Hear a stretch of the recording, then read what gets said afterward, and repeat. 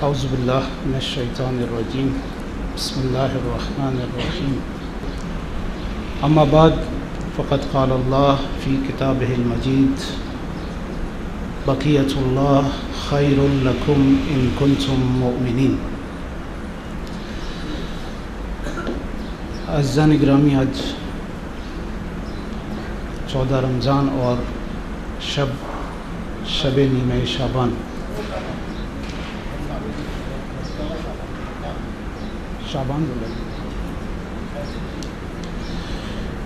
شب نیمہ شعبان، اور آپ جانتے ہیں کہ شب قدر کے بعد بافضیلت ترین شب۔ موضوع شب نیمہ شعبان نہیں ہے، لیکن جو موضوع ہے وہ نیمہ شعبان کی تر و تازگی کو، نیمہ شعبان کی لطف کو کہیں دوبارہ کر سکتا ہے۔ جو موضوع مجھے دیا گیا ہے وہ یہ کہ زمانے کے امام سے گفتگو۔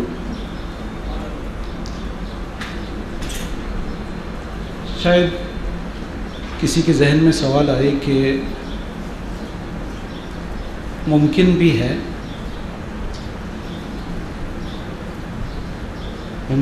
کہ ہم اپنے زمانے کے امام سے گفتگو کر سکیں۔ اگر خدا سے گفتگو کرنا ممکن ہے تو حجت خدا سے گفتگو کرنا کیوں ممکن نہ ہوگا؟ امام حسن مجتبیٰ علیہ السلام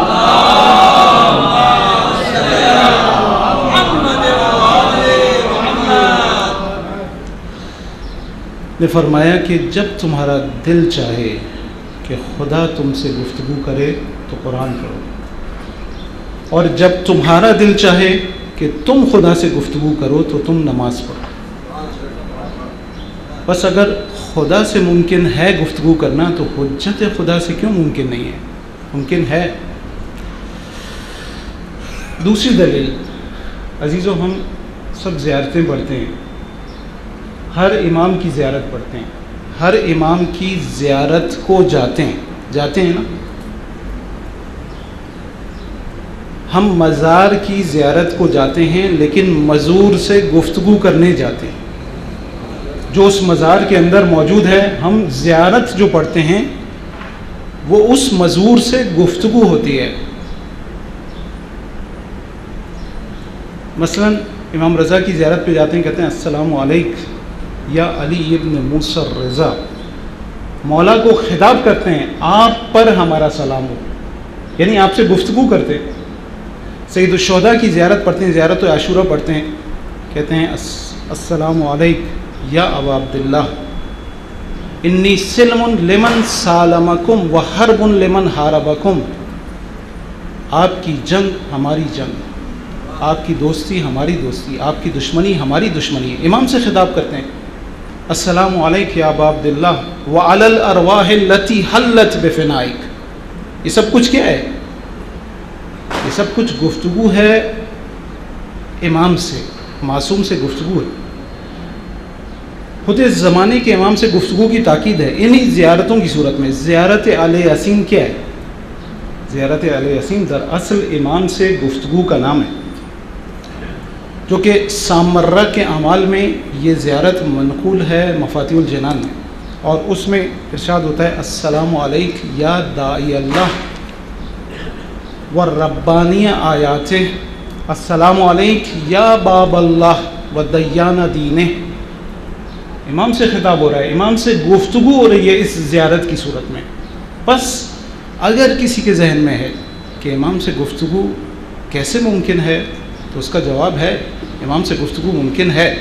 ہمیں تاکید کی گئی ہے۔ زیارتوں کی کتنی تاکید ہے؟ کتنی تاکید ہے؟ سید الشہداء کی زیارت کی کتنی تاکید ہے؟ ہر شب جمعہ آپ سید الشہداء کی زیارت پڑھتے ہیں، اور ہر زیارت کا ایک حصہ امام سے گفتگو کا ہے۔ مستقیماً آپ امام سے مخاطب ہوتے ہیں، لہٰذا گفتگو کرنا ممکن ہے۔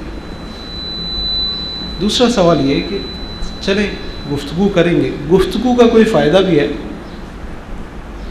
ہم کیوں گفتگو کریں امام سے؟ کیا فائدہ ہے امام سے گفتگو کا فائدہ؟ عزیزو، نماز پڑھنے کا فائدہ کیا ہے؟ جب ہم کہتے ہیں اللہ اکبر، ہم مسلمان ہیں، ہمارا عقیدہ ہے توحید پر، سب کچھ ہے، ہزار دلیلیں بھی لا سکتے ہیں خدا کے وجود پر، خدا کو مانتے ہیں، لیکن کیا خدا کو محسوس کرتے ہیں؟ ابھی ہم نے نماز پڑھی ہے، قربتاً الی اللہ نماز پڑھی ہے، لیکن اس پوری نماز میں کہیں خدا محسوس ہوا؟ احساس. یہ گفتگو کا سب سے پہلا فائدہ یہ ہے کہ ہم امام کے وجود کا احساس کریں گے. واقعی امام موجود ہے.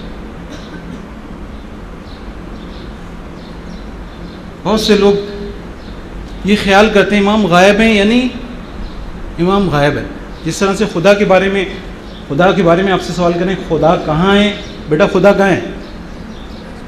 ہیں آسمان پہ ہیں، ہر جگہ ہے. پہلا جواب جو تھا وہ تھا کہ آسمان. جیسے ہی ہم سے پوچھا جاتا ہے خدا کہاں ہے، ہماری نگاہیں آسمان کی طرف ہوتی ہیں. ہم سمجھتے ہیں خدا آسمانوں پر ہے. اگر خدا کے وجود کا احساس کرتے تو سوال ہی پیدا نہیں ہوتا تھا کہ کوئی گناہ کرتے.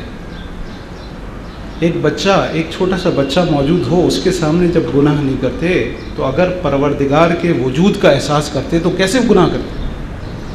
اصل ممکن نہیں تھا کہ خدا کے وجود کا احساس کریں اور گناہ کریں. نہیں، جس طرح سے ہم نے خدا کو آسمانوں پر محدود کر دیا، اسی طرح سے حجت خدا کو یہ خیال کر لیا کہ وہ غائب ہے. غائب ہے یعنی اس کا ہم سے کوئی تعلق ہے ہی نہیں، وہ ہمیں دیکھ ہی نہیں رہا. لیکن عزیزو، ہم منتظر ظہور ہیں، امام کے ظہور کے منتظر ہیں، منتظر حضور نہیں ہیں. ہم امام کو کیا کہتے ہیں؟ امام حاضر. کیا مطلب ہے؟ کہ وہ ہر جگہ حاضر ہے. جمعے کے دن کی زیارت میں ہم کہتے ہیں السلام علیکم یا عین اللہ فی خلقہ، اے اللہ کی وہ آنکھ جو مخلوق کے درمیان موجود ہے، تجھ پر سلام. بس ہم امام کے حضور کا انتظار کر رہے ہیں، امام کے ظہور کا انتظار کر رہے ہیں، حضور کا انتظار نہیں کر رہے. امام ہر وقت حاضر ہے، ہر وقت ہمارے درمیان میں موجود ہے. یہ گفتگو جب ہم کہیں گے اے امام زمانہ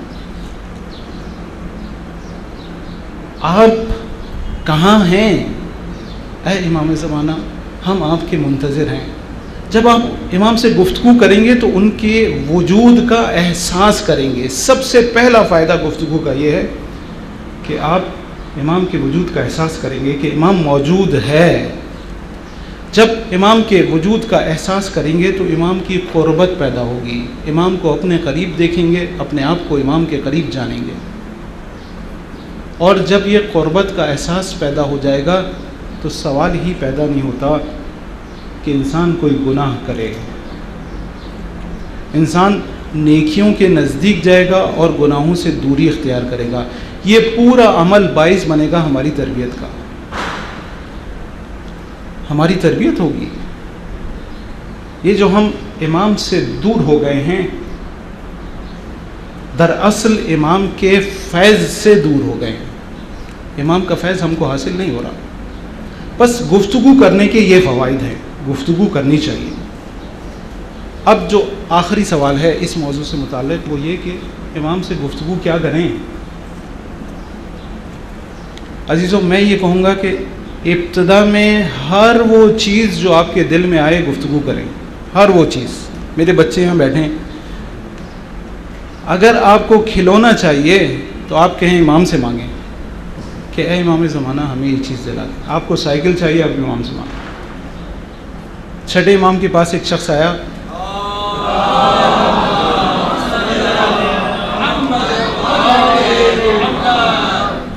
پوچھا امام آپ کے وسیلے سے، آپ کے ذریعے سے ہم کیا کچھ مانگ سکتے ہیں؟ امام نے کہا سب کچھ، حتیٰ گھر کا نمک بھی ہم سے مانگو، گھر کا نمک بھی ہم سے مانگو. آپ امام سے گفتگو، ہر وہ بات جو دل میں آتی ہے امام سے کریں، درد دل کریں.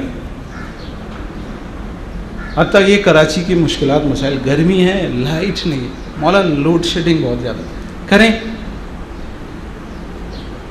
میں کہہ رہا ہوں جو دل میں آئے وہ بات کریں امام سے. وہ آپ کا امام ہے، حجت خدا ہے، اس سے جو دل میں آئے وہ گفتگو کریں. لیکن جو اصل سوال امام سے ہونے چاہیے، جو اصل گفتگو میں امام سے پوچھنا چاہیے وہ کیا ہے؟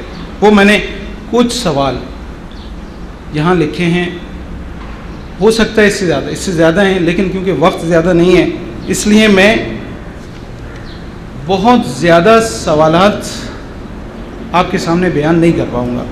پہلا سوال یہ ہے کہ امام، ہم نے سنا ہے کہ من مات ولم یعرف امام زمانہ مات میتۃ جاہلیہ. امام ہم نے سنا ہے کہ جو اپنے زمانے کے امام کی معرفت حاصل نہ کرے اور مر جائے وہ جاہلیت کی موت مرا. مولا اس معرفت سے مراد کیا ہے؟ کیا معرفت سے مراد یہ ہے کہ ہم آپ کے حسب و نسب کو جانیں، آپ کس کی اولاد ہیں، آپ کے والد کون تھے، ان کے والد کون تھے، ان کے والد کون تھے، آپ کی والدہ کا نام کیا ہے، آپ کی ولادت کس مقام پر ہوئی، آپ کی غیبت کتنے سن میں ہوئی، کہاں سے ہوئی، آپ کے نواب اربعہ کا نام کیا تھا؟ کیا معرفت سے مراد صرف یہ ہے یا نہیں؟ معرفت سے مراد کچھ اور ہے. اسی حدیث کے ذیل میں ہمارے اور آپ کے امام سید الشہداء امام حسین علیہ السلام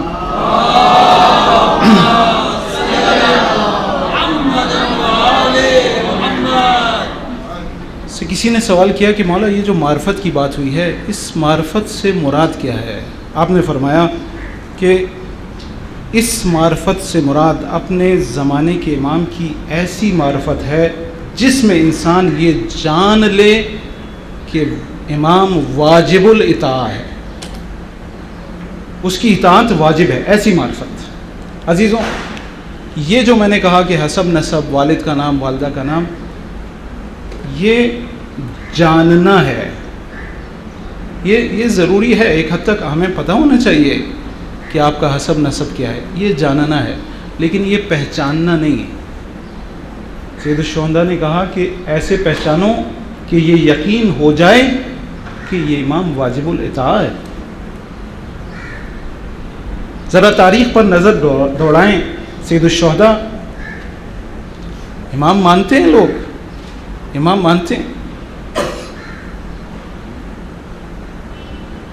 لیکن امامت کو پہچانتے نہیں ہیں. عبداللہ ابن عمر مکہ میں امام سے ملتا ہے اور کہتا ہے کہ آپ نہ جائیں. امام کہتے ہیں مجھے جانا ہے. کہتا ہے میں نے رسول سے سنا ہے کہ جو میرے فرزند حسین کا ساتھ نہیں دے گا وہ ذلیل و خوار ہوگا. یہ بھی سنا ہے. امام کہتے ہیں کہ نہیں مجھے جانا ہے، تم میرا ساتھ نہیں دو گے. کہتا ہے مولا مجھے تو مدینے کی طرف جانا ہے، میں آپ کا ساتھ نہیں دے سکتا. امام کو جانتا ہے. امام سے کہتا ہے کہ مولا ذرا سینے کے بٹن چاک کریں، میں چاہتا ہوں اس مقام کا بوسہ لوں جہاں کا بوسہ رسول خدا لیا کرتے تھے. امام اپنے سینے کے بٹن چاک کرتے ہیں اور سینے کا بوسہ لیتا ہے اور روتا ہوا چلا جاتا ہے. یعنی امام کو مقدس بھی جانتا ہے، امام کی اہمیت کو بھی سمجھتا ہے، لیکن پہچانتا نہیں ہے۔ واجب امام کہہ رہے ہیں تم میرا ساتھ دو، پھر بھی امام کو چھوڑ کے جا رہا ہے۔ عبید اللہ ابن حر جوفی تاریخ کربلا کا ایک کردار ہے، زمانے کا امام سید الشہداء، اس کو اپنے خیمے میں بلاتے ہیں، قاصد کو بھیجتے ہیں، سمجھ جاتا ہے کہ امام کیوں بلا رہے ہیں، نہیں جاتا۔ خدا وہ وقت نہ لائے کہ جب زمانے کا امام پکارے اور ہم اس کی صدا پر لبیک نہ کہیں۔ امام نے اپنا قاصد بھیجا، کہا کہ مولا سے کہہ دو میں نہیں آ سکتا، نہیں آ سکتا۔ امام خود تشریف لاتے ہیں، عبید اللہ ابن حر جوفی کے خیمے میں آتے ہیں۔ امام اس سے کہتے ہیں ہم کربلا کی طرف جا رہے ہیں، ہم کوفے کی طرف جا رہے ہیں۔ کہتا ہے مولا میں کوفے سے آ رہا ہوں، کوفے کے حالات اچھے نہیں ہیں، لوگ آپ کا ساتھ نہیں دیں گے۔ امام کہتے ہیں تم ہمارا ساتھ دو۔ کہتا ہے مولا میرے چھوٹے چھوٹے بچے ہیں، ان کو یتیم ہوتا ہوا نہیں دیکھ سکتا۔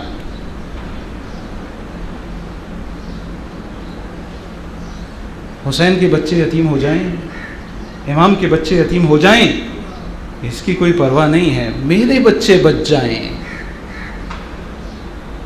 یہ کیسی معرفت ہے؟ ایسی معرفت کہ میں اپنے بچوں کو اپنے امام کے بچوں پر قربان کر دوں، ایسی معرفت۔ پھر امام سے کہتا ہے مولا میں خود تو آپ کا ساتھ نہیں دے سکتا، میرے پاس ایک گھوڑا ہے، یہ مہینہ نظر و نیاز کا مہینہ ہے، ہم بھی نظر کرتے ہیں ان کی خوشنودی کے لیے، مولا کے نام پر نظر کرتے ہیں، کبھی امام حسن کی نظر کرتے ہیں، کبھی امام حسین کی نظر، کبھی جناب عباس کی نظر، کبھی نظر کرتے ہیں۔ مولا کہتا ہے، مولا سے کہتا ہے عبید اللہ ابن حر جوفی کہ مولا یہ نذرانہ میں آپ کی خدمت میں پیش کرتا ہوں۔ یہ گھوڑا اس کی صفات بیان کرتا ہے، تاریخ میں کئی صفحے اس گھوڑے کی صفات میں درج ہیں، عجیب گھوڑا تھا یہ، بہترین قیمت گھوڑے کی لگتی ہے، نہیں بیچتا، مولا سے محبت کرتا ہے۔ مولا سے کہتا ہے مولا یہ نذرانہ میں آپ کی خدمت میں پیش کرتا ہوں۔ مولا ایک معیار دیتے ہیں، کہتے ہیں یہ نذرانہ ہمیں قبول نہیں ہے۔ کیوں قبول نہیں ہے؟ قرآن کی آیت پڑھتے ہیں کہ وہ جو کہ گمراہ ہوں ان کو ہم اپنا دست و بازو قرار نہیں دیتے۔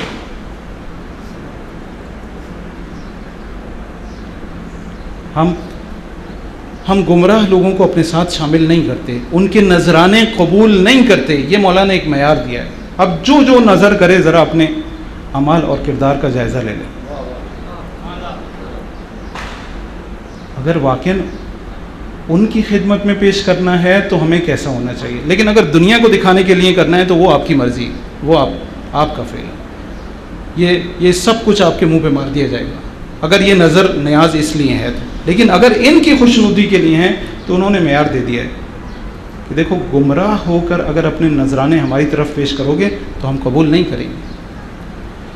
یہ معرفت اس لیے ہے کہ اگر وقت پڑ جائے تو بے چون و چرا اطاعت کریں۔ ایک شخص چھٹے امام جعفر صادق کی خدمت میں آتا ہے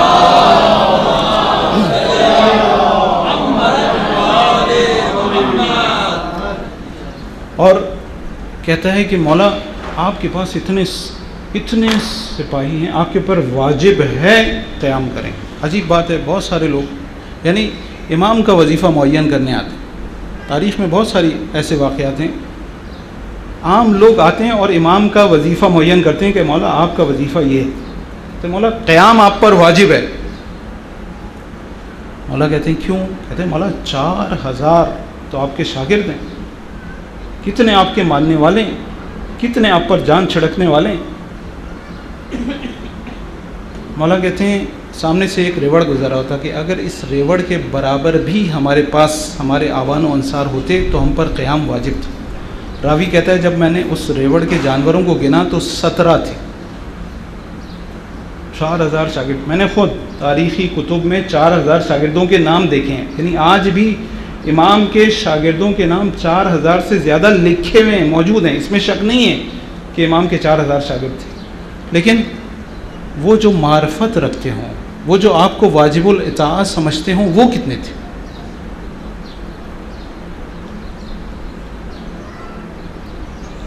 امام کے پاس ایک شخص آتا ہے، کہتا ہے مولا ہم تیار، لشکر تیار، آپ قیام کریں، چھٹے امام کے پاس۔ امام کہتے ہیں تیار؟ ہاں تیار۔ کہتے ہیں تندور میں اتر جاؤ۔ کہتے ہیں مولا میں جنگ کرنے کی بات کر رہا ہوں، آپ مجھے جلانے کی باتیں کر رہے ہیں۔ امام اپنے غلام کو بلاتے ہیں کہ تندور، ڈھکن کھولتا ہے، اندر اتر جاتا ہے، ڈھکن بند کر دیا جاتا ہے، چیخنا شروع کرتا ہے یہ شخص کہ مولا جلا دیا، مار دیا، بھون دیا۔ مولا کہتے ہیں جاؤ ڈھکن ہٹاؤ۔ ڈھکن ہٹاتا ہے، دیکھتا ہے آگ خاموش ہو گئی ہے اور صحیح و سالم تندور میں بیٹھا۔ مولا کہتے ہیں ایسے کتنے؟ سوچ میں پڑ جاتے ہیں، کہتے ہیں ایسے تو نہیں۔ امام کو اگر امام سمجھتے ہیں، ابھی نماز پڑھی ہے نا، جو امام نے کیا وہی آپ نے بھی کیا۔ امام نے قیام کیا، آپ نے قیام کیا۔ امام نے رکوع کیا، آپ نے رکوع کیا۔ امام نے سجدہ کیا، آپ نے سجدہ کیا۔ بس اگر امامت کے قائل ہیں تو اسی طرح سے جو امام کہے، جو امام کرے وہ آپ کو کرنا ہے۔ اگر ولایت کے قائل ہیں تو ولایت کا مطلب ولا یلی، یعنی قدم پر قدم رکھنا، جس قدم کو امام نے اٹھایا ہے اسی قدم کو آپ کو اٹھانا پڑے گا، امام کے قدم پر قدم رکھنا پڑے گا، یہ ہے ولایت۔ اگر معرفت ہے، اگر معرفت، جس بات کی معرفت کی بات کی گئی ہے وہ یہ ہے، جس بات کو کہا گیا ہے کہ اگر وہ معرفت حاصل نہیں ہوئی تو جاہلیت کی موت مرے، وہ ایسی معرفت ہے کہ جس معرفت کے بعد اطاعت محض ہو، پھر چون و چرا نہ ہو، پھر یہ نہ کہا جائے کہ گرمی بہت ہے، پھر یہ نہ کہا جائے کہ ابھی سردی ہے۔ اگر جہاد کا حکم آ گیا تو ہمیں جہاد کرنا ہے۔ امام کی معرفت سے مراد آپ کے کام اور انقلاب کی معرفت ہے، کیسا کام کرنا ہے، کیسا انقلاب۔ سید الشہداء کو لوگوں نے خط لکھے کہ مولا آ جائیں، مولا آ جائیں، ہم آپ کی مدد کریں گے۔ مولا گئے تھے دین کو حاکم کرنے کے لیے، مولا گئے تھے ظلم و ستم کے خاتمے کے لیے، مولا گئے تھے فاسق و فاجر کی حکومت کا تختہ پلٹنے کے لیے۔ لیکن انہوں نے کیوں بلایا تھا؟ انہوں نے اس لیے بلایا تھا کہ یزید ان کے بچوں کو زبردستی اٹھا کر لے جاتا تھا، یزید ان پر ظلم کر رہا تھا، یزید نے ان پر ٹیکس لگائے تھے، ان سے زبردستی ٹیکس وصول کرتا تھا۔ ان کے لیے مشکل یہ تھی،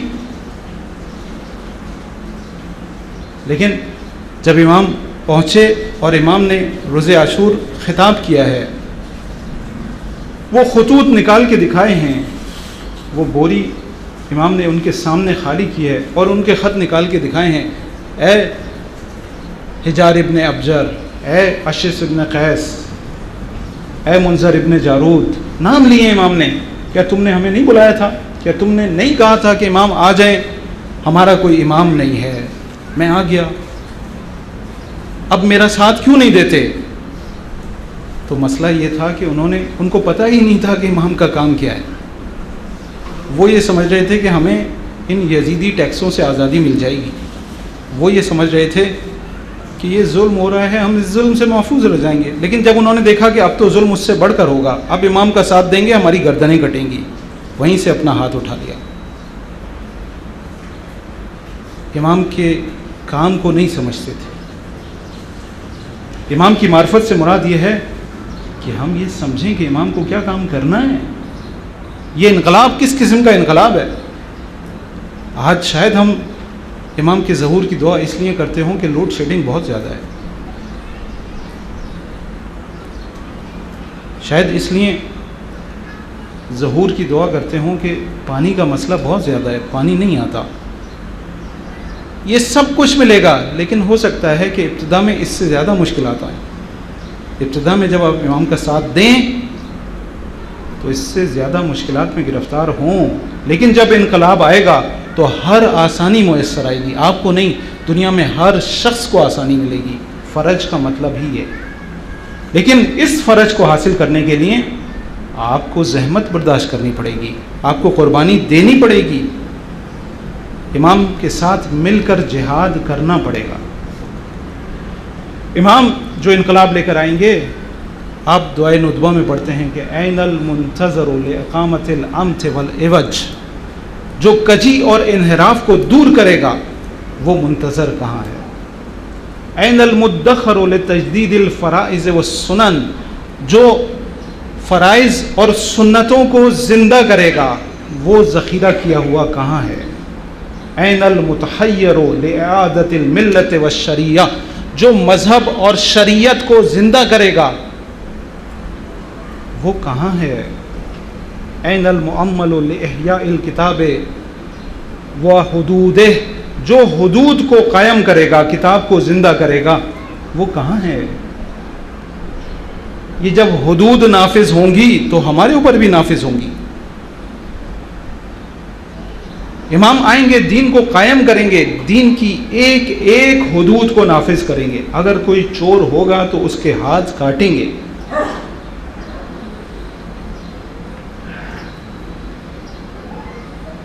جس پر جو حد آئے گی۔ امیر المومنین کے دور میں ایسے ہی ہوا، بہت سارے لوگ، نجاشی شاعر، امام کا عاشق، امام کی مدح میں دیوان کہنے والا، ماہ رمضان میں شراب پیتا ہے، شراب کی سزا 80 کوڑے۔ امام کہتے ہیں کہ 80 کوڑے تجھے شراب کے لگاؤں گا اور 20 کوڑے اس بات کے لگاؤں گا کہ تو نے ماہ مبارک رمضان میں شراب پی ہے۔ لوگ کہتے ہیں مولا آپ کا چاہنے والا ہے، کہتے ہیں میرا چاہنے والا ہے، اس لیے ضرور اس پر حد جاری کروں گا۔ حد جاری کرتے ہیں۔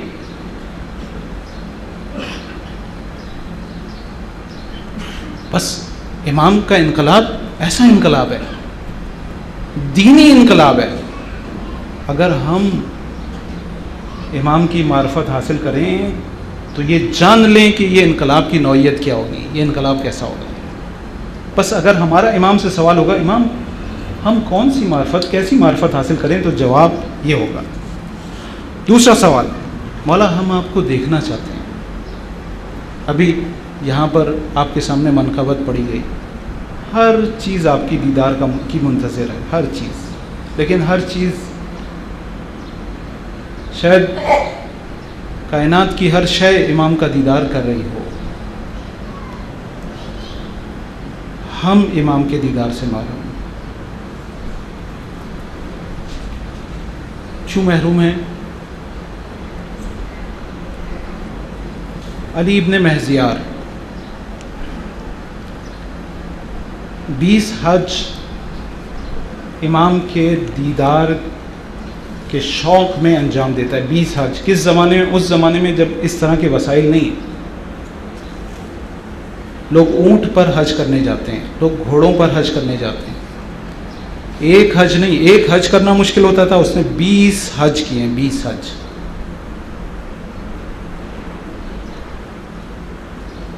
بیسویں حج میں قاصد آتا ہے اور اس کو لے کر جاتا ہے، اور راستے میں پوچھتا ہے کہ من الذی ترید، کیا چاہتے ہو؟ کہتا ہے کہ انا ارید امام المحجوب عن العالم، کہ میں زیارت کرنا چاہتا ہوں اس امام کی جو عالم سے پنہا ہے۔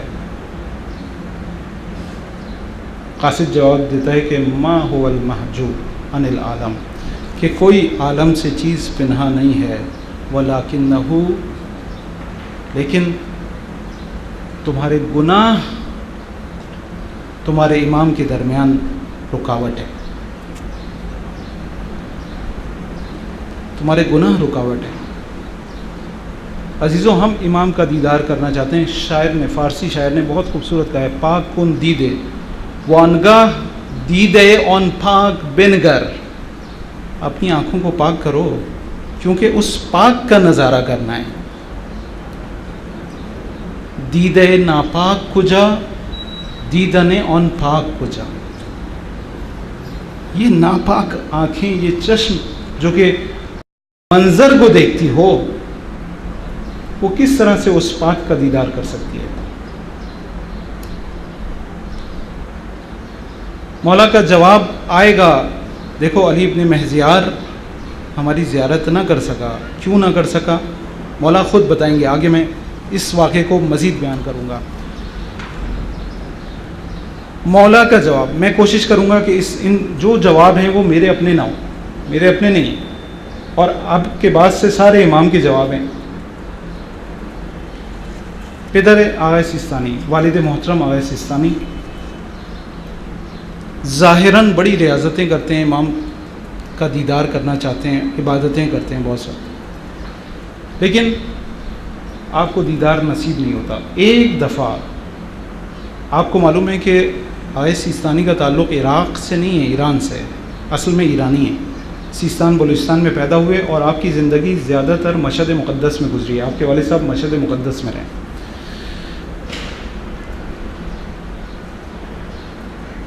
منتظر ہیں، دیدار کا شوق ہے۔ کہتے ہیں کہ ایک دن، جس عالم دین کی زبانی میں نے یہ واقعہ سنا، ان کے الفاظ کا ترجمہ کر رہا ہوں، انہوں نے کہا کہ ایک دن آپ کو ایک گھر کی طرف کھینچا گیا۔ عزیزو، یہ کھینچا گیا میں بہت سے معنی ہیں، بہت سارے آپ اعمال انجام دیتے ہیں، نیک اعمال انجام دیتے ہیں، آپ سمجھتے ہیں کہ آپ انجام دے رہے ہیں، آپ فرش عزا پر آ کر بیٹھتے ہیں، آپ سمجھتے ہیں کہ آپ آئیں، آپ آئے نہیں ہیں، آپ کو لایا گیا ہے۔ اس لیے اب اس میں بہت سارے مطالب ہیں، ہم سمجھتے ہیں، ہم سمجھتے ہیں، نہیں، ایسا نہیں۔ ایک نیک عمل کریں، 10 نیک اعمال کی راہیں کھلتی ہیں، وہ ایک نیک عمل باعث بنتا ہے، خدا آپ کو اور مواقع دیتا ہے، وہ توفیق دیتا ہے آپ کو، تو آپ کو نیکیوں کی توفیق ملتی ہے۔ یہ بات ہمیشہ ذہن میں رہے۔ انہوں نے کہا کہ ان کو ایک گھر کی طرف کھینچا گیا، گھر کے اندر تشریف لائے تو دیکھا کہ ایک خاتون کا جنازہ رکھا ہوا ہے اور زمانے کے امام اس کے سرہانے بیٹھے ہیں۔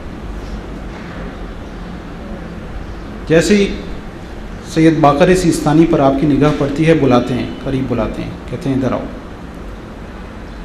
فرماتے ہیں کہ ریاضتوں کی اور محنتوں کی ضرورت نہیں ہے، اس خاتون کی طرح ہو جاؤ، ہم خود تمہارے پاس آئیں گے۔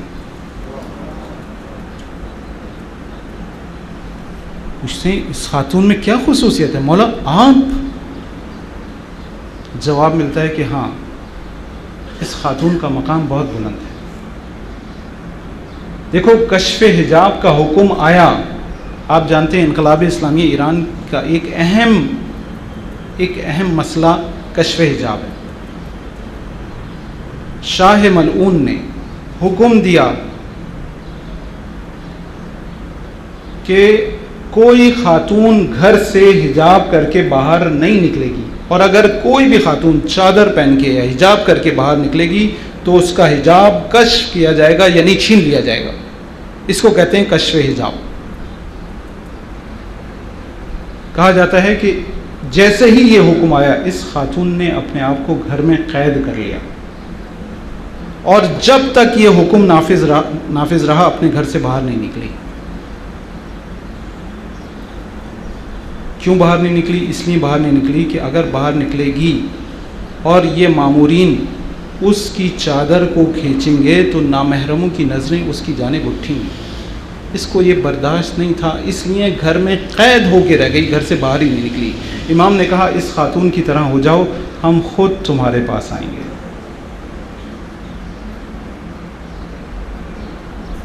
سوال یہ ہے نا، امام سے سوال ہے کہ مولا آپ کا دیدار کیسے کریں؟ ہم منتظر ہیں، امام کے عشق میں مبتلا ہیں، پتہ نہیں منتظر ہیں امام کے عشق میں یا یہ صرف زبانی دعوے ہیں۔ امام کہتے ہیں دیکھو میرا دیدار کرنا چاہتے ہو، اس خاتون کی طرح ہو جاؤ، میں خود تمہارے پاس آؤں گا۔ دوسرا واقعہ، ایک قفل ساز، ظاہراً عراق کے بازار میں ایک قفل ساز ہے۔ ایک شخص بہت امام سے دعا کرتا ہے کہ امام آپ کا دیدار نصیب ہو جائے۔ ایک وقت ایسا آتا ہے کہ امام کہتے ہیں کہ بازار میں فلاں قفل ساز کی دکان پر آ جاؤ، ہم وہاں موجود ہوں۔ دوڑا دوڑا جاتا ہے بازار میں، اس قفل ساز کی دکان پر پہنچتا ہے، دیکھا امام وہاں بیٹھے۔ امام کہتے ہیں کہ دیکھو اس قفل ساز کی طرح ہو جاؤ، ہم خود تمہارے پاس آئیں گے۔ مولا اس قفل ساز میں کیا خصوصیت ہے؟ کہتے ہیں اس کی خصوصیت یہ ہے، ایک واقعہ صرف تمہیں سناتا ہوں. ایک خاتون، بزرگ جانتے ہیں کہ ایک زمانے میں قفل ایک خاص اہمیت رکھتے تھے. قفل مخصوص قسم کے ہوتے تھے، ان کی اپنی قیمت ہوتی تھی، اور نادر قفل بھی ہوتے تھے جن کی قیمتیں بہت زیادہ ہوا کرتی تھیں. ایک خاتون جو ضرورت مند تھی، اس کو اپنی ضرورت پورا کرنے کے لیے قفل کو بیچنے کی ضرورت پڑی. بازار میں آئی، سب سے پوچھا، آخر میں اس قفل ساز کے پاس آئی اور اس سے کہا کہ اس قفل کی قیمت کتنی لگاؤ گے؟ یہ اس قفل کو دیکھتا ہے اور اچھی طرح سے دیکھنے کے بعد کہتا ہے اس قفل کی قیمت 10 ریال ہے. خاتون حیرت سے کہتی ہے کہ کیا تمہارا دماغ خراب ہو گیا ہے؟ میں پورے بازار گھوم کے آ رہی ہوں، کسی نے بھی 5 ریال سے زیادہ اس کی قیمت نہیں لگائی. دکاندار کہتا ہے کہ دراصل اس کی قیمت 15 ریال ہے، لیکن کیونکہ یہ قفل کچھ خراب ہے اس لیے اس کی مرمت کی قیمت 2 سے 3 ریال آئے گی. میں نے 2 ریال اپنے استفادے کے لیے رکھے ہیں، اس لیے میں نے تم سے کہا کہ 10 ریال ہے، 3 ریال اس پہ خرچ آئے گا اور 15 ریال کا یہ بکے گا.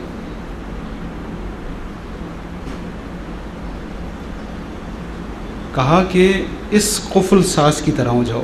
چاہتا تو 6 ریال میں لے سکتا تھا، لیکن امام کا ماننے والا ہے، امام کی معرفت رکھتا ہے، اس کو پتہ ہے کہ ہم کسی کے ساتھ زیادتی نہیں کر سکتے. خاص طور ہمارے معاملات ایسے ہوں گے کہ دوسروں کے معاملات اپنی جگہ پر، ہمارے معاملات ایسے ہوں گے کہ ہر آدمی کہے گا کہ یہ امام کا ماننے والا ہے، یہ امام کا چاہنے والا ہے. امام نے کہا کہ اس قفل ساز کی طرح ہو جاؤ، ہم خود تمہارے پاس آئیں گے. بس جو دیدار کرنا چاہتا ہے اس کو اپنے آپ کو کیسا بنانا ہوگا. امام نے جواب دیا ہے، یہ امام کے جوابات ہیں جو میں آپ کی خدمت میں پیش کر رہا ہوں. مولا، ہمارا سوال امام سے یہ ہوگا نا، مولا آپ کا دیدار کرنا چاہتے ہیں، آپ کے حضور شرفیاب ہونا چاہتے ہیں. مولا کہیں گے کہ میرے حضور شرفیاب ہونے کے لیے ریاضتوں کی ضرورت نہیں ہے، کردار کی ضرورت ہے، کردار کی ضرورت ہے.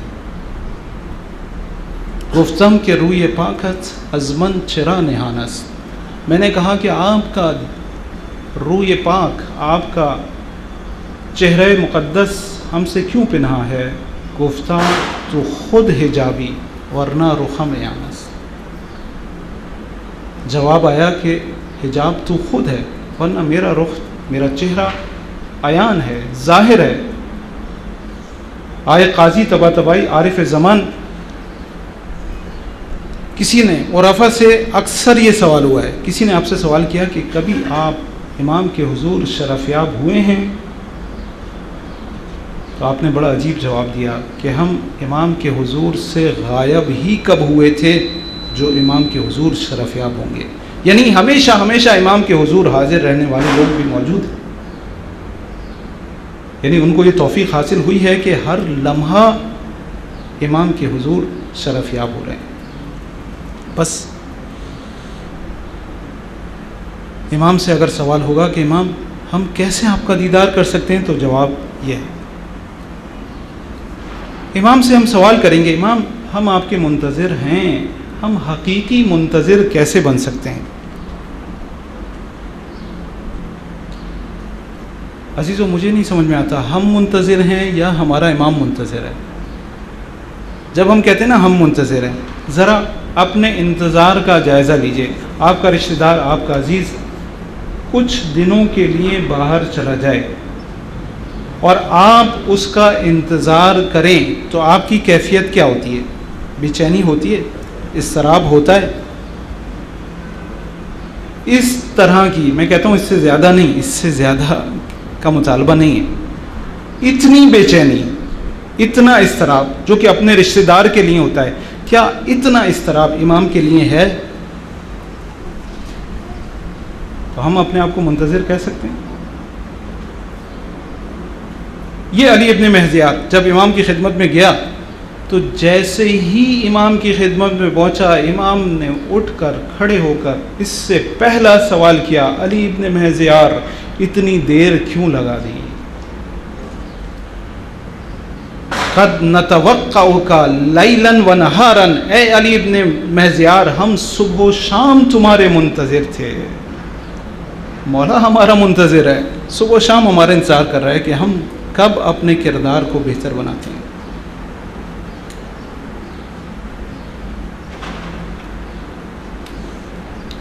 مولا میں آیا تھا، علی ابن مہزیار، مولا میں آیا 1 سال 2 سال 19 سال آیا، مولا میں آیا، آپ کا قاصد نہیں آیا۔ علی ابن مہزیار نے کہا مولا آپ کا قاصد نہیں آیا، مجھے کیا معلوم آپ کہاں تھے؟ جیسے یہ سنتے مولا قاصد نہیں آیا، اپنا چہرہ زمین کی طرف جھکا دیتے ہیں اور اپنی انگلی سے زمین پر خط کھینچنا شروع کرتے ہیں، کہتے جاتے ہیں قاصد نہیں آیا، قاصد نہیں آیا۔ چہرہ اٹھاتے ہیں اور علی ابن مہزیار سے سوال کرتے ہیں قاصد نہیں آیا؟ علی ابن مہزیار خاموش، چہرے کا رنگ اڑ گیا، کہتے ہیں لا ایسا نہیں ہے علی ابن مہزیار، قاصد نہیں آیا، نہیں۔ پھر جواب دیتے ہیں لکنکم کثرتم الاموال، اے علی ابن مہزیار قاصد آیا نظر نہیں آیا، تمہارا مسئلہ یہ تھا کہ تم اموال کو جمع کرنے میں مشغول تھے، تم میری فکر میں کہاں تھے؟ تمہیں میری یاد آتی ہی نہیں تھی، تم اموال کی جمع آوری میں مشغول تھے، تم دنیا داری میں ڈوبے ہوئے تھے، دنیا داری میں غرق تھے۔ کثرتم الاموال، تم میری فکر میں تھے ہی نہیں۔ وتجبرتم علی ضعفاء المؤمنین، دیکھو تم مومنین پر جبر کر رہے تھے، جباریت کا شکار تھے، تکبر کر رہے تھے۔ جو تمہارے تحت تکفل تھے، جو تمہارے زیر نظر تھے، تم ان کا خیال نہیں رکھتے تھے، ان کی فکر میں نہیں تھے، اس لیے تم ہمارے پاس نہیں آ سکے۔ عزیزو، بہت سارے لوگ جو کچھ ہمارے ہاتھ میں ہے، جو کچھ ہمارے اختیارات ہیں، ہمارے زیر نظر ہیں، بہت سارے لوگ ہیں، ہمارا انداز کیا ہوتا ہے، ہمارا اخلاق کیسا ہوتا ہے؟ اگر شوہر ہے تو بیوی سے، اگر بیوی ہے تو شوہر سے، اگر باپ ہے تو بچوں سے، اگر بچے ہیں تو باپ سے، اگر پیسے والا ہے تو فقیروں اور محروموں سے، اگر کسی منصب پر فائز ہے تو ان لوگوں سے جو اس منصب کے وجہ سے کچھ حاصل کر سکتے ہیں، ان سے ہمارا کردار کیسا ہے، ہم کیسا سلوک کرتے ہیں؟ مولا کہتے ہیں تجبرتم علی ضعفاء المؤمنین، پھر کہتے ہیں وقطعتم الرحم الذی بینکم، دیکھو جو تمہارے رشتہ دار عزیز ہیں ان سے قطع رحم کر کے کیا تم یہ امید کرتے ہو کہ ہمارے پاس آ جاؤ گے، ہمارے منتظر حقیقی بن جاؤ گے؟ ایسا نہیں ہے۔ بس 3 باتیں مولا نے کی، ایک دنیا داری، دوسری اپنے زیر نظر لوگوں پر رحم، اور صلہ رحم۔ یہ 3 چیزیں بہت اہم ہیں۔ ہم سمجھتے ہیں ہم انتظار کر رہے ہیں، انتظار کیسے کریں؟ انتظار کیسے کریں؟ ہم سمجھتے ہیں انتظار کریں، امام جنگ کریں گے، جنگ کی کس طرح تیاری کی جاتی ہے، اسلحہ، بہت سارے لوگوں نے آپ نے دیکھا ہوا ہے گھروں میں تلواریں رکھی ہیں، کسی نے کوئی اسلحہ سجایا ہوا ہے، کہتے ہیں جی ہم آمادگی کریں، ہم منتظر ہیں امام کی۔ 5ویں امام محمد باقر علیہ السلام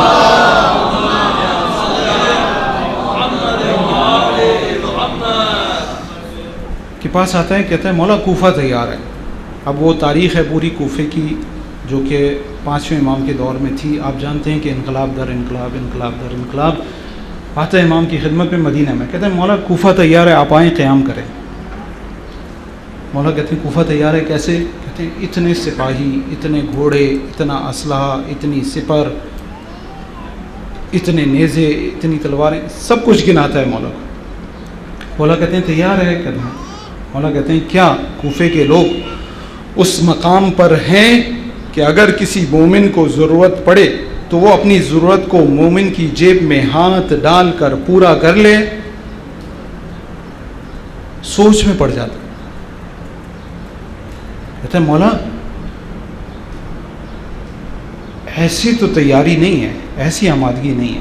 مولا کہتے ہیں کیوں؟ کہتے ہیں اپنا مال کسی کو نہیں دے سکتے۔ امام فرماتے ہیں کہ جو اپنا مال نہ دے سکے وہ اپنی جان کیا دے گا۔ ان ہستیوں کا ہم سے تقاضا ہے، جو ہمارا مال ہے اس میں سے ان کا حق بھی ہے۔ ان کی یہ تاکید ہے کہ دیکھو ضعفاء کا، محروموں کا، غریبوں کا خیال رکھو۔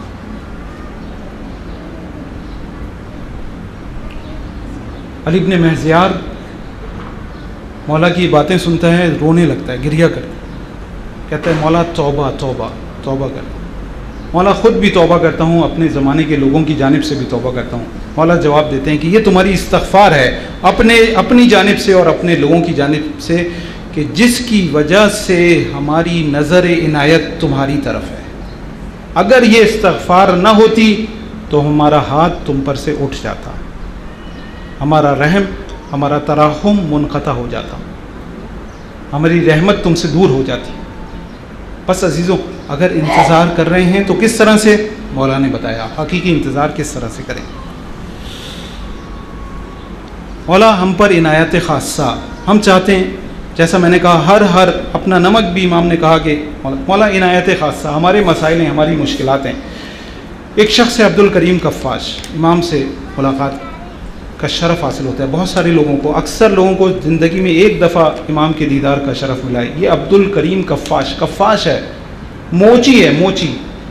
اس کو ایسی توفیق ملتی ہے کہ ہر ہفتے امام کا دیدار کرتا ہے، ہر ہفتے۔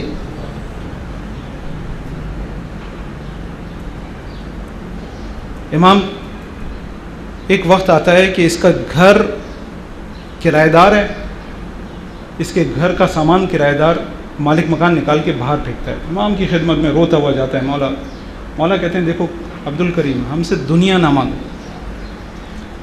امام اس کا امتحان لیتے اور پھر مولا کہتے ہیں دیکھو ہمارے پر اہل بیت پر یہ مظالم ہوئے، یہ مظالم ہوئے۔ تو عجیب جملہ امام سے کہتا ہے مولا آپ لوگوں پر ہر ظلم ہوا لیکن آپ لوگ کرایہ دار نہیں رہے، جو مالک مکان کا ظلم آپ پر ہوتا۔ مولا ہنسنے لگتے ہیں، اس کو گلے لگاتے ہیں اور کہتے ہیں اچھا ہم انتظام کرتے ہیں۔ 1 گھنٹے کے اندر ایک تاجر امام کی خدمت میں آتا ہے۔ امام اس سے کہتے ہیں کہ عبد الکریم کے گھر کا انتظام کرو۔ کہتا ہے مولا میرا اس شہر میں ایک گھر ہے، وہ میں اس کو دیتا ہوں۔ 1 گھنٹے میں انتظام ہو گیا۔ عنایات خاصہ مل سکتی ہیں، کیسے مل سکتی ہیں؟ یہ عبد الکریم کون ہے؟ جیسے ہی امام کا دیدار ہوتا ہے، پہلا دیدار امام سے لپٹ جاتا ہے۔ امام ہٹاتے ہیں اور کہتے ہیں عبد الکریم ہمارے جوتے جوڑ دو۔ جوتوں کی طرف نگاہ کرتا ہے، جوتے پھٹے ہوئے ہیں۔ او امام زمان جس کے ہاتھ میں زمین و آسمان ہے، زمین و آسمان کے خزانے، اس کے جوتے پھٹے ہوئے ہیں۔ امام کہتے ہیں عبد الکریم ہمارے جوتے جوڑ دو۔ کہتے ہیں مولا میں نے کچھ وعدے پہلے لیے ہوئے ہیں، جوتوں کے وعدے میرے پاس ہیں، وہ وعدوں پر عمل کر دوں پھر آپ کے جوتے جوڑ دوں۔ تھوڑی دیر بعد پھر امام کہتے ہیں عبد الکریم ہمارے جوتے جوڑ دو۔ کہتے ہیں مولا شرمندہ ہوں، ہاتھ جوڑ دو، مولا شرمندہ ہوں، وہ وعدہ پورا کر دوں، وہ وعدے جو جوتوں کے پورے کر دوں۔ پھر امام تیسری دفعہ جب کہتے ہیں تو کھڑا ہوتا ہے، امام سے لپٹ جاتا ہے اور امام کو دباتا ہے اور زار گریہ کرتا ہے، امام شرمندہ ہوں، میں کیا کروں؟ پہلے اپنے وعدوں کو پورا کروں گا، پھر آپ کے جوتے جوڑوں گا، شرف ہے میرے لیے آپ کے جوتوں کو جوڑنا۔ امام ہٹاتے ہیں اور کہتے ہیں کہ عبد الکریم تمہارا امتحان لے رہے تھے۔ اے عبد الکریم جان لو کہ تم لوگ ہمیں اپنی ذات کے لیے نہیں چاہیے ہو، تمہیں دین کے لیے چاہیے ہو۔ دینداری پر عمل کرو گے ہم خوش ہوں گے. دیکھو جو وعدہ کیا ہے اس پر عمل کرو. ہم تمہیں تاکید کرتے ہیں کہ اپنے وعدوں کی پابندی کرو. اگر چاہتے ہیں عنایت خاصہ حاصل ہو تو اس طرح سے حاصل ہوگی. دیندار بن جائیں, اپنے معاملات کو صحیح کریں, وعدوں پر عمل کریں. امام کا دیدار بھی نصیب ہوگا, امام کی عنایت خاصہ بھی آپ کو ملے گی. مولا آپ کا ظہور, آخری سوال, مولا آپ کا ظہور کیسے ممکن ہے, کیا کریں؟ ایک توقیع مولا نے لکھی ہے. عزیزو, ہم سب خدا کے سامنے ہم نے عہد لیا ہے. علم آحد یا بنی آدمہ, سورہ یاسین کی 60ویں اور 61ویں آیت ہے. ان لا تعبد الشیطان, یہ ہم سے عہد لیا گیا ہے. جس عہد کو زمین و آسمان اور پہاڑوں نے لینے سے انکار کیا. ان لا تعبد الشیطان, شیطان کی عبادت نہیں کریں گے. وَأَنِعْبُدُونِي هَذَا صِرَاطٌ مستقیم, اور صرف میری عبادت کرو گے, یہی صراط مستقیم ہے. یہ ہمارا عہد ہے. اور ایک عہد ہم نے اپنے ائمہ سے لیا ہے کہ اس توحید کے نفاذ میں, اس دین کے نفاذ میں ہر طرح سے اپنے ائمہ کا ساتھ دیں گے, اپنے زمانے کے امام کا ساتھ دیں گے, اور ان کا ساتھ کسی بھی صورت میں نہیں چھوڑیں گے. یہ ہمارا عہد ہے اپنے ائمہ سے. شیخ مفید, مولا آپ کا ظہور کیسے ہوگا؟ شیخ مفید کو ایک توقیع لکھی مولا نے, اے کاش ہمارے شیعہ. پھر امام دعا کر دیتے ہیں, وفقہم اللہ علی طاعتہ, خدا کی اطاعت میں خدا ان کو کامیاب کرے. یہ دعا دینے کے بعد کہتے ہیں, اے کاش ہمارے شیعہ اپنے عہد کو پورا کرنے میں آپس میں ہم دل ہوتے, آپس میں متحد ہوتے, تو ہمارا دیدار ان سے دور نہ ہوتا. مولا کا ظہور کیسے ہوگا؟ جب ہم اس عہد پر آ جائیں گے جو ہم نے خدا سے کیا ہے اور اپنے ائمہ سے کیا ہے, اور آپس میں متحد ہو جائیں گے, تو مولا کہتے ہیں کہ ہمارا ظہور بھی ہو جائے گا. بس عزیزو, جب امام سے گفتگو کریں تو یہ سوال ہوں گے اہم, لیکن میں آپ سے کہتا ہوں جو سوال امام سے کرنا ہے, جو گفتگو آپ کو امام سے کرنی ہے آپ کریں. یہ ہمارا حق ہے, ہمارا امام ہے, حجت خدا ہے. ہر روز کچھ وقت نکال لیں. میں کہتا ہوں 1 گھنٹہ نہ صحیح, 5 منٹ نکال سکتے ہیں. صبح کی نماز کے بعد, جو کہ وقت ہے امام سے گفتگو کرنے کا. بعض عرفاء یہ کہتے ہیں کہ ہر روز امام اپنے چاہنے والوں کے گھروں پہ آتے ہیں, اور وہ وقت وہ ہے طلوع فجر, یعنی نماز فجر کا وقت, طلوع صادق سے لے کر طلوع آفتاب تک. یہ 1-1.25 گھنٹہ نماز فجر کے بعد, تعقیبات کے بعد 5 منٹ امام سے گفتگو کریں. جو کچھ آپ پر مشکل آئی ہے وہ سب امام کے سامنے بیان کریں. دیکھیں آپ کی روح پر, آپ کے قلب پر کیسی تاثیر ہوتی ہے. دیکھیں اس جانب سے کس طرح سے عنایات آپ کی طرف متوجہ ہوتی ہیں. اس کے مثبت اثرات آپ کی تربیت پر کیا پڑتے ہیں. اگر ہم 5 منٹ بھی اپنے امام سے گفتگو کے لیے نہیں نکالیں گے تو پھر کیا کریں گے؟ پھر کیسے منتظر ہیں؟ کیسے منتظر ہیں؟ روزانہ 5 منٹ نکالیں, لیکن آج کی شب خاص شب ہے اپنے امام سے گفتگو کی. تمام اعمال جو مفاتیح میں موجود ہیں, دعائے کمیل کی تاکید ہے آج کی شب میں, سب کچھ کریں, لیکن کچھ وقت, 1 گھنٹہ, 1 ساعت, کچھ چند ساعتیں گفتگو کریں اپنے امام سے. پورے سال جو بھی گزرا ہے, جو مصیبتیں گزری ہیں, ان سب پر امام سے گفتگو کریں. لیکن جب اپنی مشکلات, اپنے مسائل بیان کریں تو عزیزوں اجتماعی مشکلات بھی بیان کریں. آپ کے ملک میں جو سازشیں ہو رہی ہیں, جو تشیع کے خلاف مصیبتیں توڑی جا رہی ہیں، ان سب پر امام سے گفتگو کریں۔ آج پاکستان میں تشیع مشکلات کا شکار ہے، بڑی بڑی سازشیں پاکستان میں تشیع کے لیے تیار کی گئی ہیں۔ بعض شہر ایسے ہیں کہ جہاں سے تشیع کو ختم کر دیا گیا ہے، ڈیرہ اسماعیل خان، پشاور شہر، پری پلانڈ ہے، یہ سب کچھ سوچی سمجھی سازش ہے، یہ سب کچھ ہو رہا ہے۔ آج کی شب خصوصاً اس ظلم پر امام سے بات کریں۔ دنیا میں ہونے والے مظالم، عراق میں جو کچھ ہو رہا ہے، شام کے مومنین جس مصیبت میں گرفتار ہیں، یہ داعش کا فتنہ جس طرح سے ہم پر مسلط کیا گیا ہے، اسی طرح سے دیگر مشکلات کی امام سے شکایت کریں، امام سے گفتگو کریں، فرج کی امام سے دعا کریں۔ جس طرح سے ایک چھوٹا بچہ ضد کرتا ہے اس طرح سے ضد کریں امام کے آنے کی۔ امام آپ تشریف لے آئیں، وہ ہمارا حقیقی باپ ہے، ابوت حقیقیہ امام کو حاصل ہے۔ جس طرح سے ایک باپ سے بچہ ضد کرتا ہے اس طرح سے اپنے امام سے ضد کریں، امام آ جائیں، گریہ کریں، گریہ وزاری کریں، روئیں۔ یہ عبد الکریم کے کفاش، اس کو یہ جو زیارت نصیب ہوئی تھی ہر ہفتے، اس لیے نصیب ہوئی تھی، خواب میں رسول خدا کو دیکھتا ہے، آپ کی زیارت نصیب ہوتی ہے، کہتا ہے مولا اے رسول خدا، آپ کے فرزند کی زیارت کرنا چاہتا ہوں، زندگی میں ایک ہی خواہش ہے۔ کہا کہ اگر میرے فرزند مہدی کی زیارت چاہتے ہو تو میرے فرزند حسین پر صبح و شام گریہ کرو۔ ایک سال تک صبح و شام امام کی مصیبت پر گریہ کرتا ہے،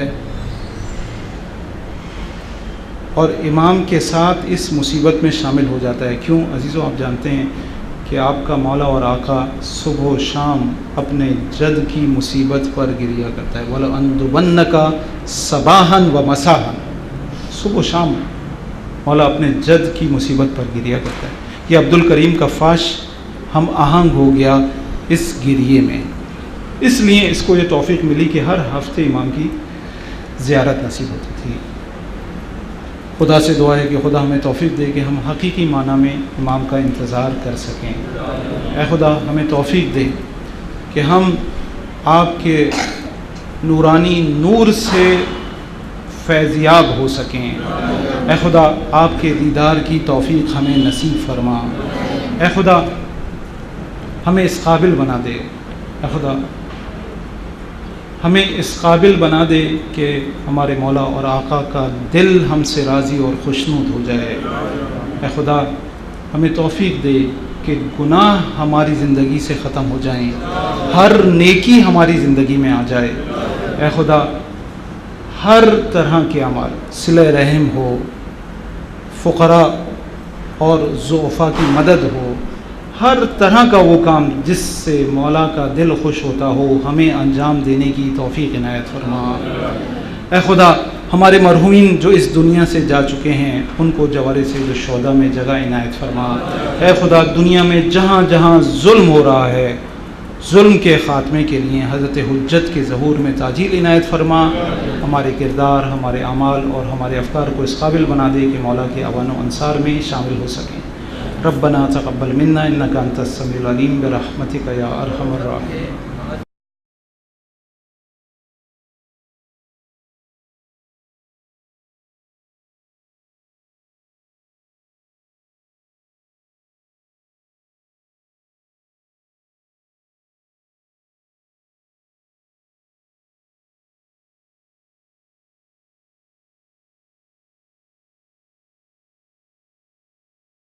اعوذ باللہ من الشیطان الرجیم، بسم اللہ الرحمن الرحیم۔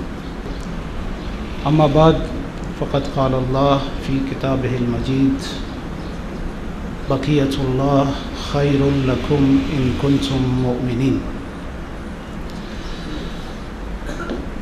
عزیزان گرامی، آج 14 رمضان اور شب نیمہ شعبان،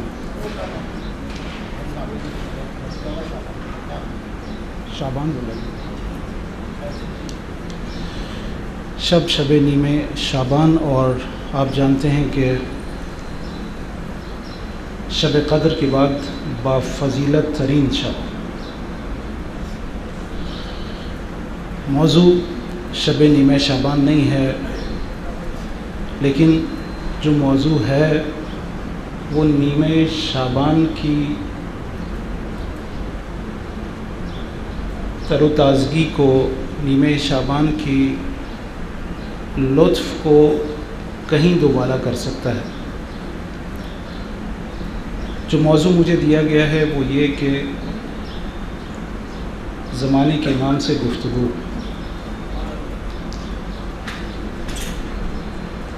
शायद किसी के जहन में सवाल आए कि मुमकिन भी है,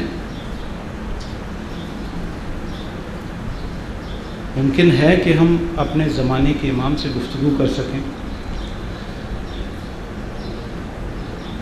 अगर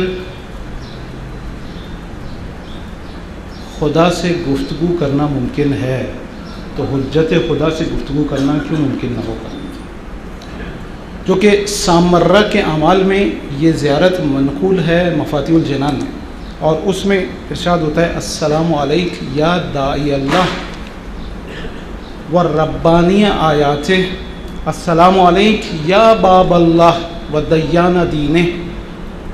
इमाम से खिताब हो रहा है, इमाम से गुफ्तगू हो रही है इस ज़ियारत की सूरत में। बस अगर किसी के जहन में है कि इमाम से गुफ्तगू कैसे मुमकिन है, तो उसका जवाब है इमाम से गुफ्तगू मुमकिन है।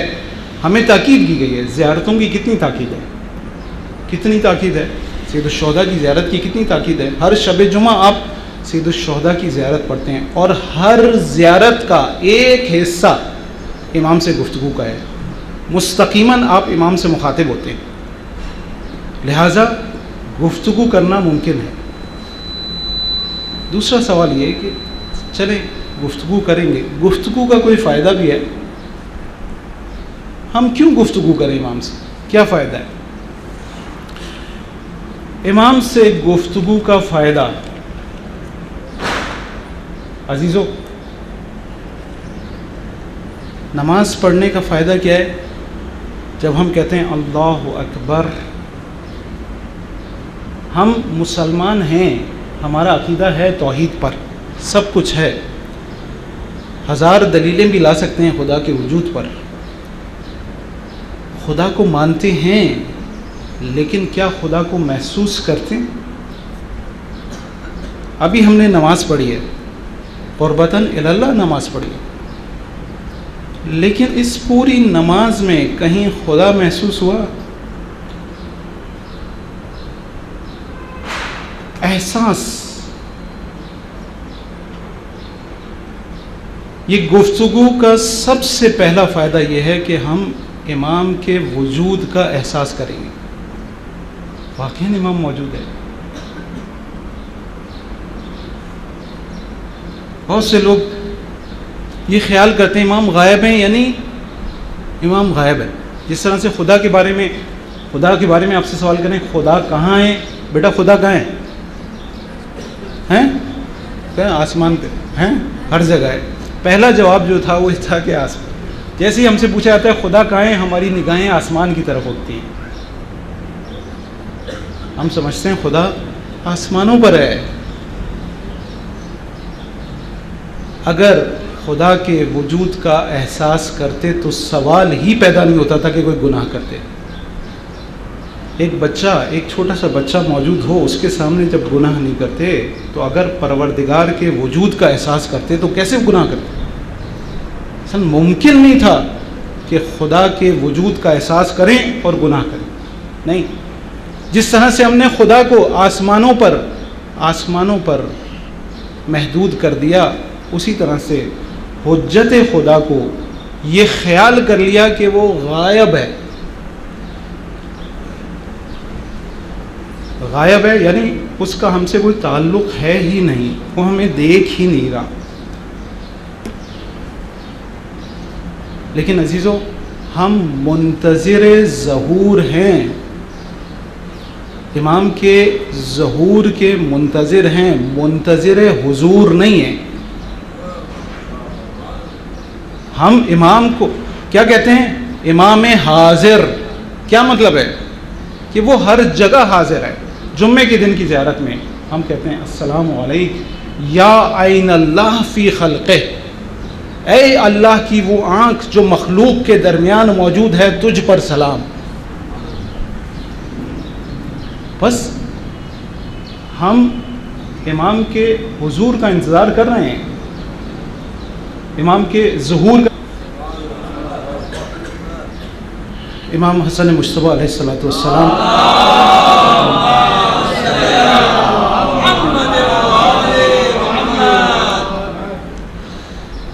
نے فرمایا کہ جب تمہارا دل چاہے کہ خدا تم سے گفتگو کرے تو قرآن پڑھو، اور جب تمہارا دل چاہے کہ تم خدا سے گفتگو کرو تو تم نماز پڑھو۔ بس اگر خدا سے ممکن ہے گفتگو کرنا تو حجت خدا سے کیوں ممکن نہیں ہے؟ ممکن ہے۔ دوسری دلیل، عزیزو، ہم سب زیارتیں پڑھتے ہیں، ہر امام کی زیارت پڑھتے ہیں، ہر امام کی زیارت کو جاتے ہیں نا۔ ہم مزار کی زیارت کو جاتے ہیں لیکن مزور سے گفتگو کرنے جاتے ہیں، جو اس مزار کے اندر موجود ہے۔ ہم زیارت جو پڑھتے ہیں وہ اس مزور سے گفتگو ہوتی ہے۔ مثلا امام رضا کی زیارت پہ جاتے ہیں، کہتے ہیں السلام علیکم یا علی ابن موسیٰ الرضا، مولا کو خطاب کرتے ہیں آپ پر ہمارا سلام ہو، یعنی آپ سے گفتگو کرتے ہیں۔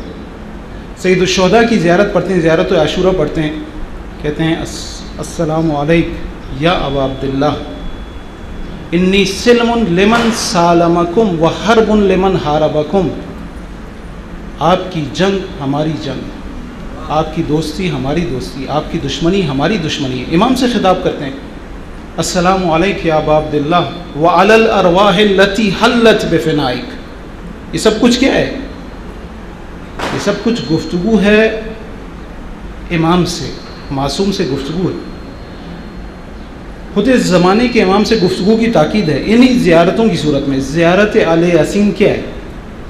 زیارت اہل یاسین دراصل امام سے گفتگو کا نام ہے۔ انتظار کر رہے ہیں، حضور کا انتظار نہیں کر رہے ہیں۔ امام ہر وقت حاضر ہے، ہر وقت ہمارے درمیان میں موجود ہے۔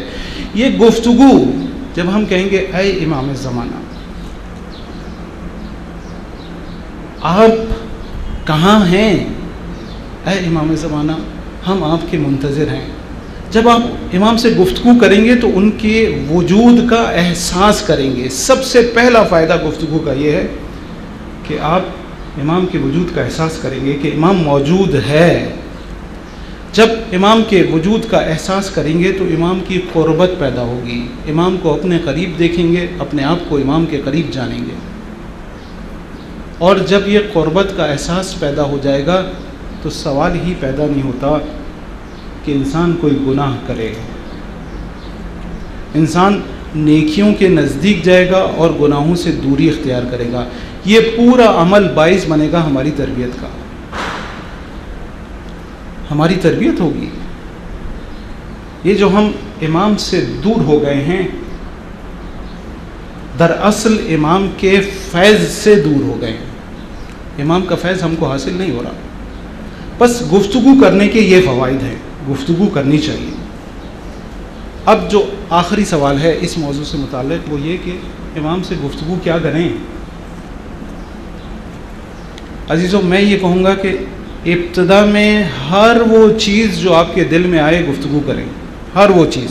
میرے بچے یہاں بیٹھے ہیں، اگر آپ کو کھلونا چاہیے تو آپ کہیں امام سے مانگیں کہ اے امام زمانہ ہمیں یہ چیز دلا دیں۔ آپ کو سائیکل چاہیے، آپ امام سے مانگیں۔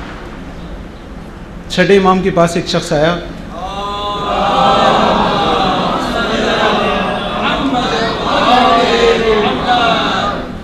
پوچھا امام آپ کے وسیلے سے، آپ کے ذریعے سے ہم کیا کچھ مانگ سکتے ہیں؟ امام نے کہا سب کچھ، حتیٰ گھر کا نمک بھی ہم سے مانگو۔